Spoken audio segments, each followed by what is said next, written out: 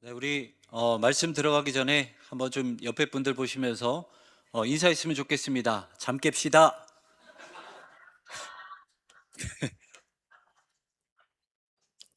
네, 날씨가 갑자기 더워졌어요.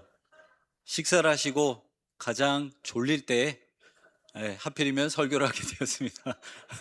잠 깨시고 또 이렇게 하나님 말씀 함께 나눴으면 좋겠습니다. 제가 아무래도 이제 집이 교회다 보니까 근처에 이제 저희 교회 근처에 이제 헤어샵이 있어서 항상 머리를 자르는 데가 있어요. 그래서 어느 날 그 헤어샵에 가서 이제 워낙 친절하시니까 좀 친해지면은 교회 한번 나오세요라고 이렇게 좀 이야기를 하고 싶더라고요. 이게 본성이 목사라 어쩔 수가 없나 봐요. 그래서 딱 하는데 어느 날 이렇게 거울이 앞에 있잖아요. 거울을 딱 보는데 저기 저쪽 벽 한 구석에 명주실로 챙챙 가면 명태가 한 마리가 딱 꽂혀 있더라고요. 그래갖고 좀 어렵겠는데라고 했는데 그 몇 번이 더 지나고 나서 이제 계좌 입금을 해야 될 때가 있었어요. 그래서 이제 계좌번호를 받고 이름을 딱 봤는데 이름이 다른 거예요. 그래서 어떻게 된 거지 하면서 혹시나 해서 뭐 여쭤봤어요. 혹시 이름을 개명하셨나요? 여쭤보니까 그 이름이 복이 잘 들어오는 이름이래요. 개명을 하셨더라고요. 그래서 또 그때 한 번 더 생각했습니다. 쉽지 않겠구나. 그래서 그렇게 한번 좀 아쉬운 마음을 가진 적이 있는데요. 왜 이 말씀을 드리냐면 현재 우리나라 무속에 대한 관심이 점점 높아지고 있습니다. 제가 슬라이드를 몇 개 좀 준비해 왔는데요. 보여주시면 제가 한번 자료를 조사해 봤더니 이 무속에 대한 유튜브 채널 수는 약 5천 개 정도가 되고요. 사업체는 11,000개, 그리고 시장 규모는 23년 기준으로 무려 1조 4천억 원 정도 되는 규모가 된다고 합니다. 그만큼 사람들의 관심이 많다는 거죠. 근데 중요한 거, 정말 궁금한 건 우리 그리스도인들은 어떻게 생각하느냐. 그 다음 보여주시면 위로받는 수준 정도는 괜찮다. 30%예요. 저는 이게 좀 많다라고 생각을 했거든요. 그런데 그 다음 슬라이드를 보여주시면 더 놀라운 것은 성도 4명 중 1명은 몸에 부적을 가지고 다녀도 된다라고 생각을 하고요. 그리고 그것 말고도 고사, 점, 운세, 날짜를 정하는 건 그냥 아무렇지 않게 생각하고 있다라고 그리스도인들이 생각한다는 겁니다. 옆에 분들 한번 보세요. 지갑을 한번 뒤져보십시오. 부적이 있는지 없는지. 네. 저는 이 통계를 보면서 너무 걱정이 되기도 하고 또 놀랍기도 했습니다. 그래서 제가 너무 궁금한 거예요. 제가 좀 궁금한 걸 못 참는 성격이라 그래서 AI 프로그램에 제 사진과 생년월일을 올리고 나서 여러 가지를 한번 물어봤습니다. 그러니까 이렇게 대답을 해주더라고요. 일복은 뭔가? 책임감이 강하고 승진과 명예를 얻을 수 있다.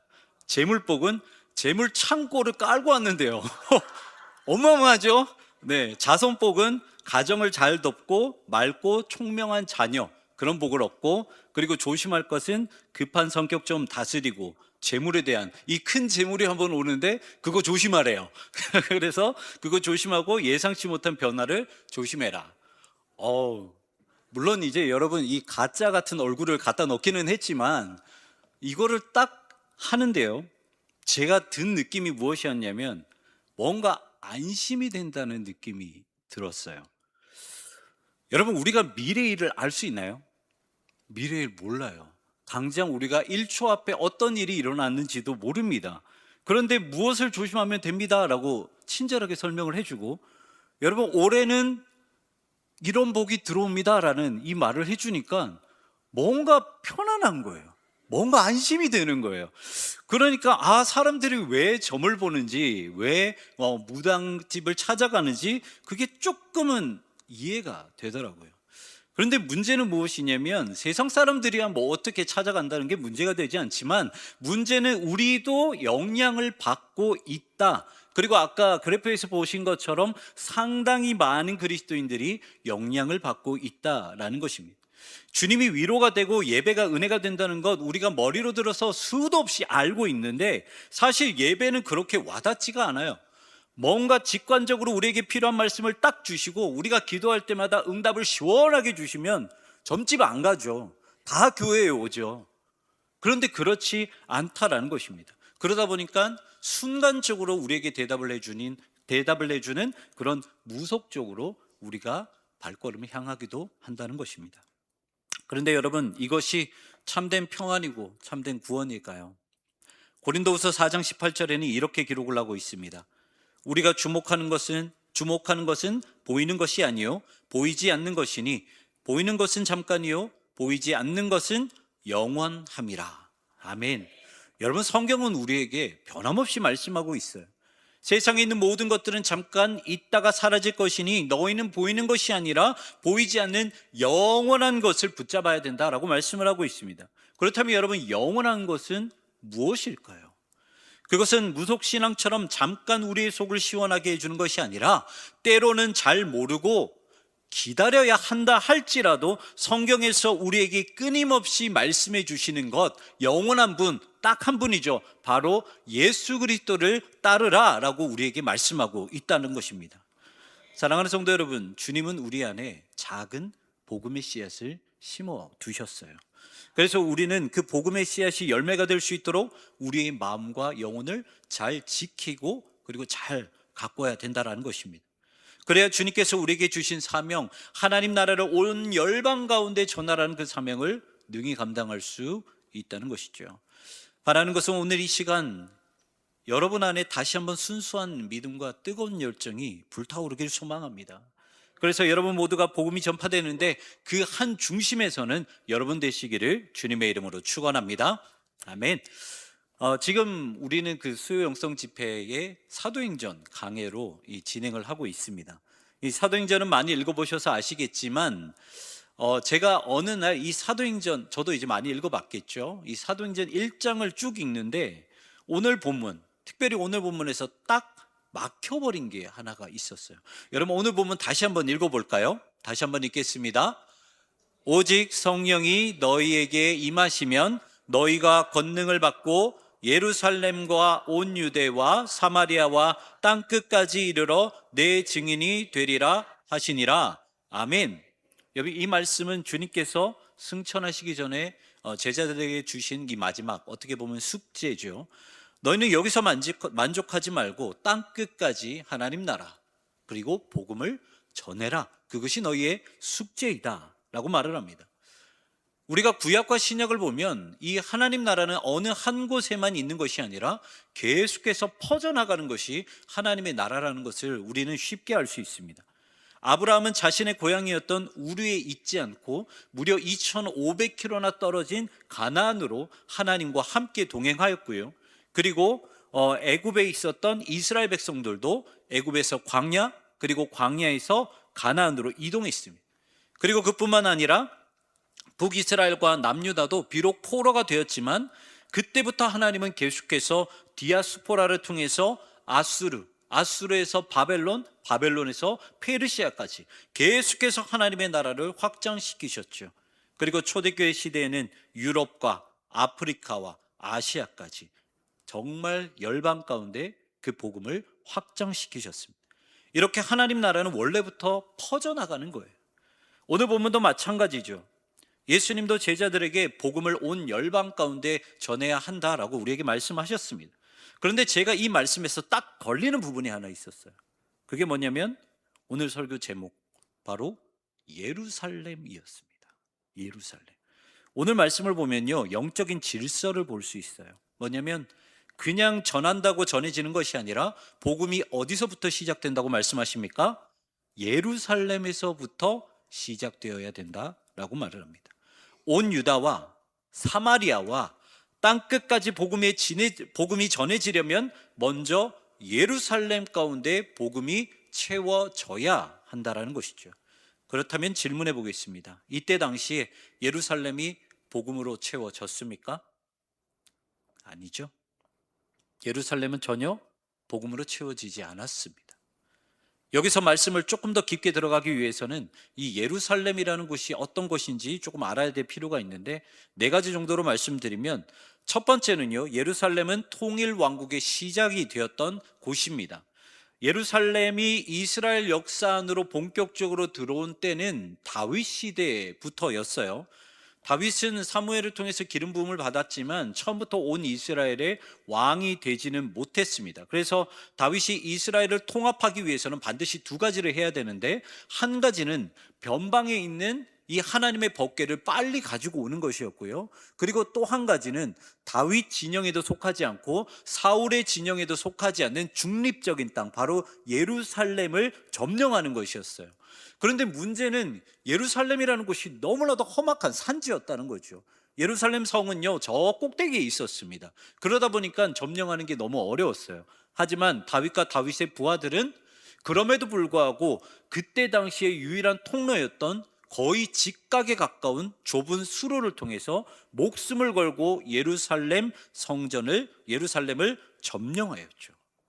너무 높은 곳에 있었지만 목숨을 걸고 온 이스라엘을 통합하기 위해서 전쟁을 치르며 빼앗았던 땅이 바로 예루살렘이었다는 것입니다.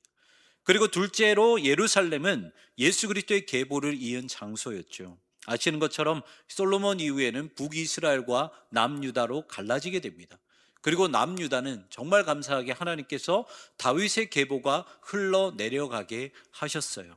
다시 말해 하나님은 예루살렘에서 예수 그리스도의 계보가 이어지게 만드셨다는 것입니다. 세 번째로 예루살렘은 역사 재건의 장소였어요.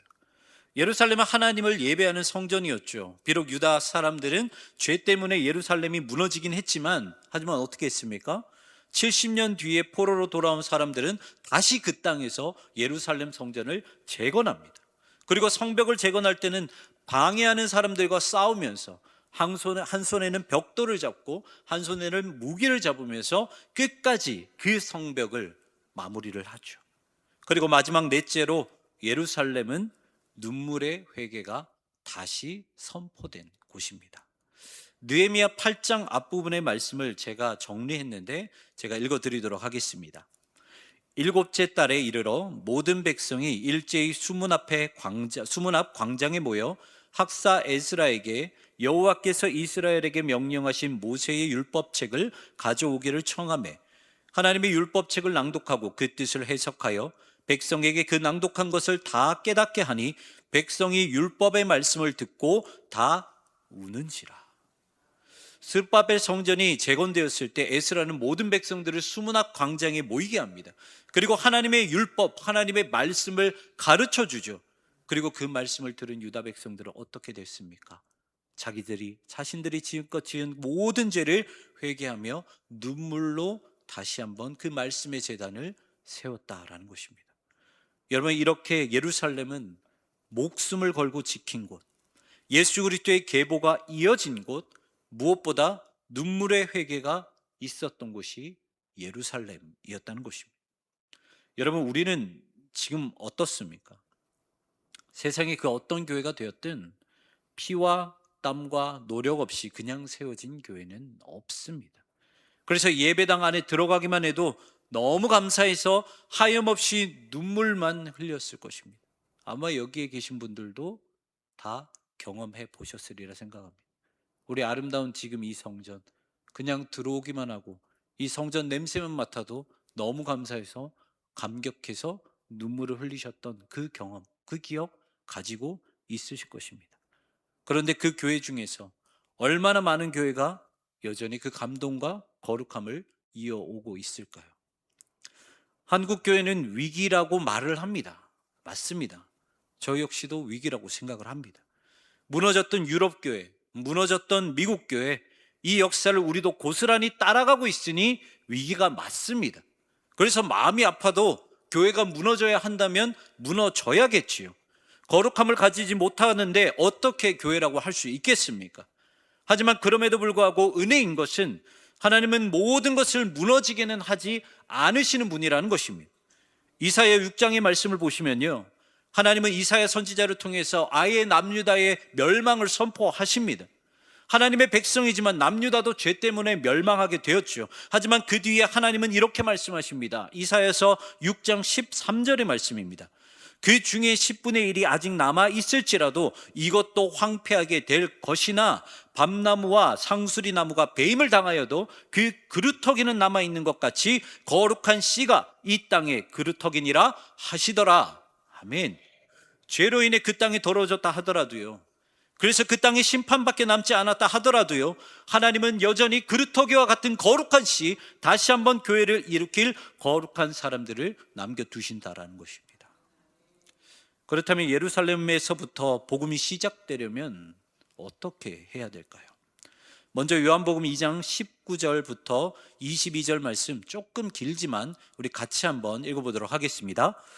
예수께서 대답하여 이르시되 너희가 이 성전을 헐라 내가 사흘 동안에 일으키리라.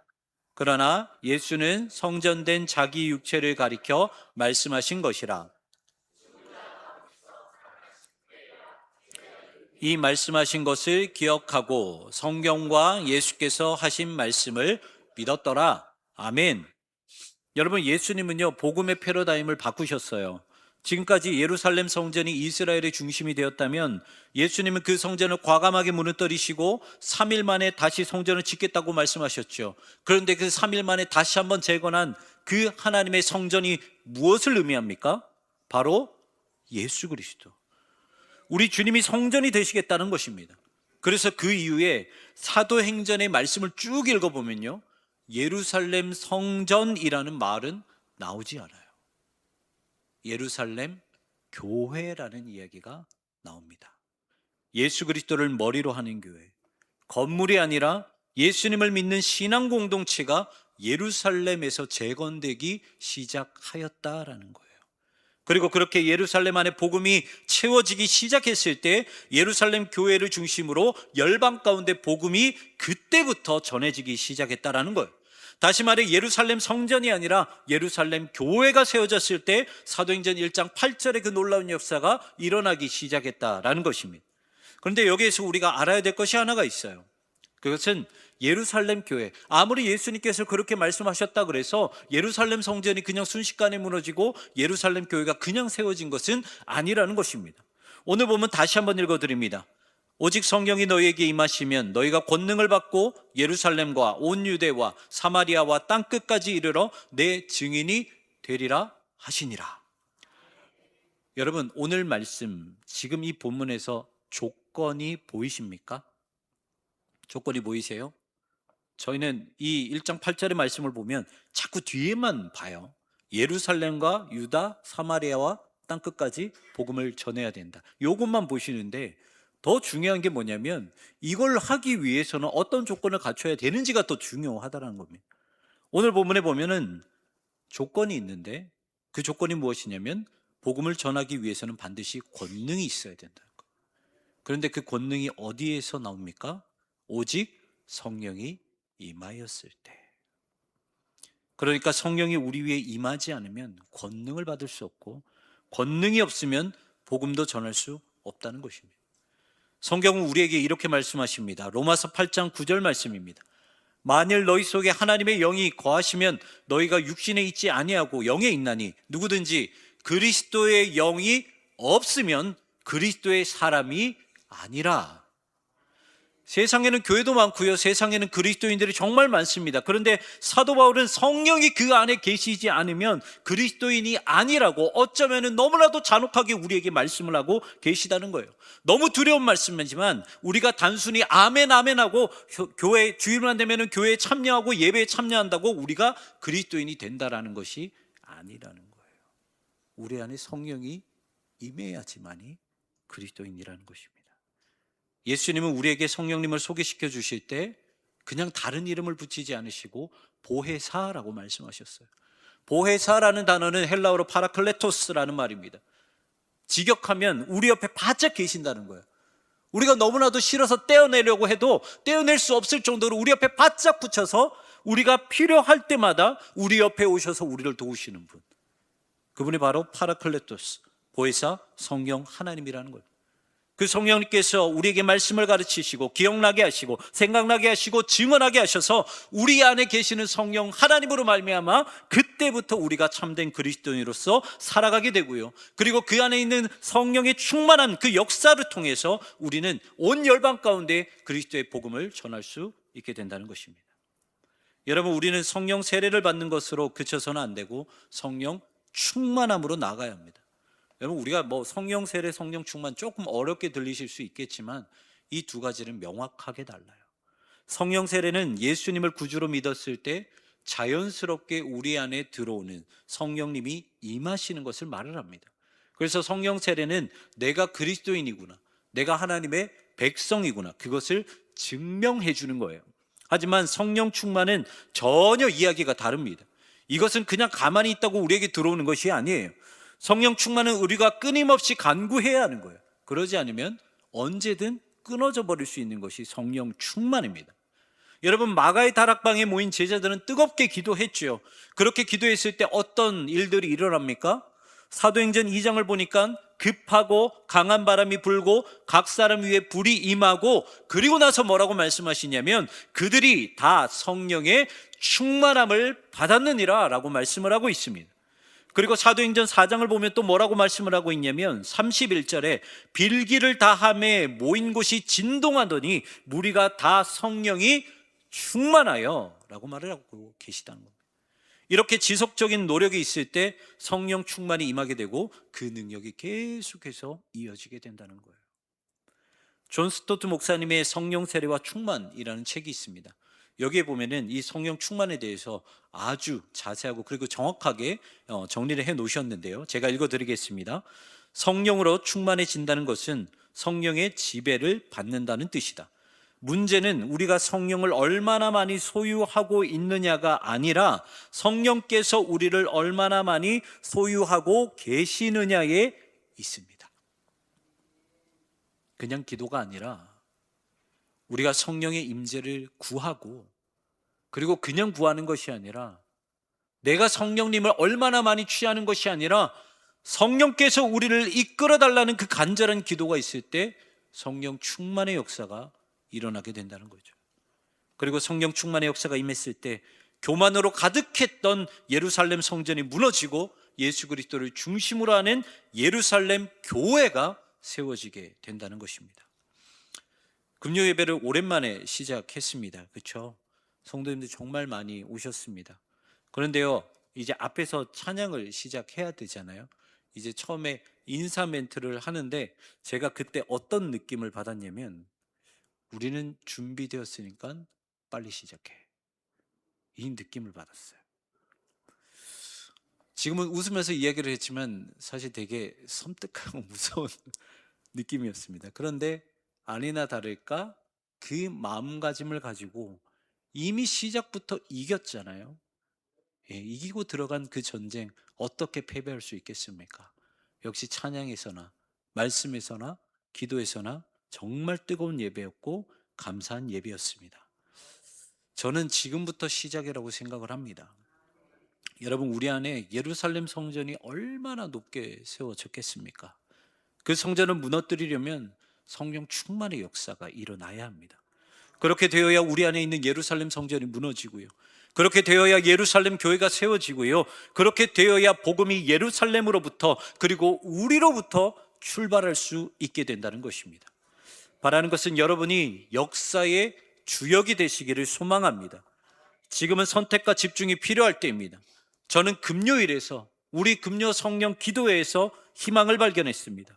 뜨겁게 찬양하고 뜨겁게 기도해서 우리 왕십리 중앙교회가 성령의 불타는 교회, 복음의 중심이 되는 교회, 그래서 땅끝까지 복음을 전하는데 조금도 부족함이 없는 그런 교회가 되기를 주님의 이름으로 축원합니다.